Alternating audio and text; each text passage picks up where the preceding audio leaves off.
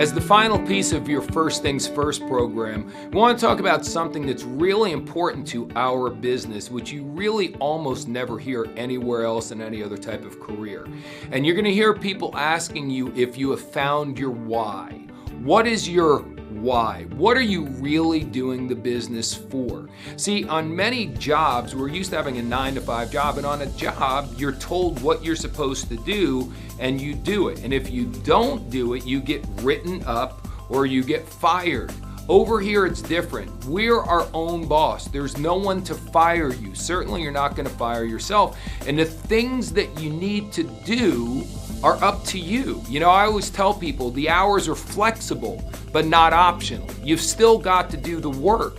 And the best thing about network marketing for many, many people above and beyond all the other great things is that you can do anything you want whenever you want. That's the very best thing.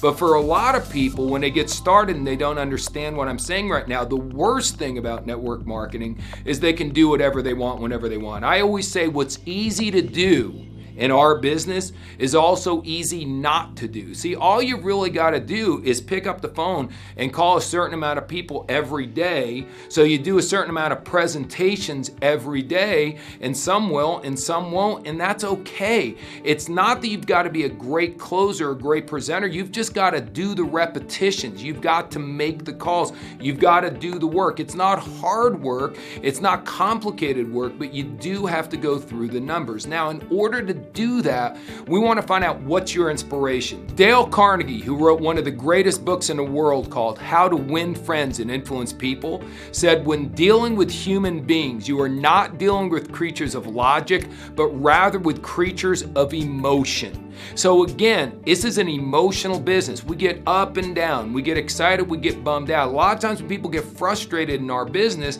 they choose not to pick up the phone anymore. Or sometimes they get lazy and they decide not to pick up the phone and do what they're supposed to do. So we try to find out what's your why. What's really motivating you? You've already got a job that's taking care of your basic needs normally, a roof over your head, food on the table. Now, what's your why? What are you really excited about? Now, sometimes that why, for my friend Lori years ago, she wanted to retire her mother and father. She loved her mom and dad so much and wanted to retire them. That was her strong burning why. So when Lori didn't feel like going to work, you know, a lot of people, my old mentor called this your action motivator as opposed to your why.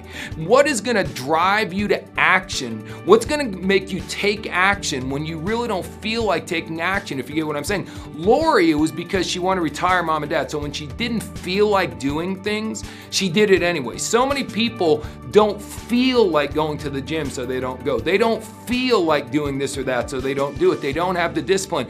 Here's a key to success in anything in life. If you only do what you're supposed to do when you feel like doing it, you're not going to succeed. You've got to have something inside you. And Think and Grow Rich, Napoleon Hill talks about this. What's your white hot burning desire? Now, for some of you, you don't know what it is. Maybe no one's ever asked you what your why is. So understand that if you don't have a why when you're done with this video, if nothing pops in your mind, you're still allowed to make 3 sales on the left and 3 on the right and get a $100 cycle bonus. Some people don't develop their why for a while. For me in the beginning, my why was so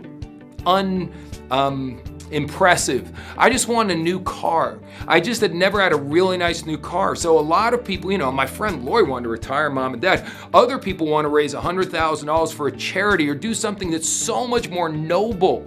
Many of your people will have a non-noble first goal, their why, something that's really getting them excited. So that's what you've got to ask yourself. What's going to get you excited to take action and do what you're supposed to do when you really don't feel like doing that? And the more that's something that really drives you, something that you're passionate about, something that you just absolutely get excited about, then you are in perfect shape. Because then, even though the work you're doing every day may not be the most fun or desirable, it'll become secondary because you're focusing on what the prize is going to be. You're not focusing on what the price is you're paying in order to get what you want. You're focusing on the prize. You're focusing on your why. So, what's your why?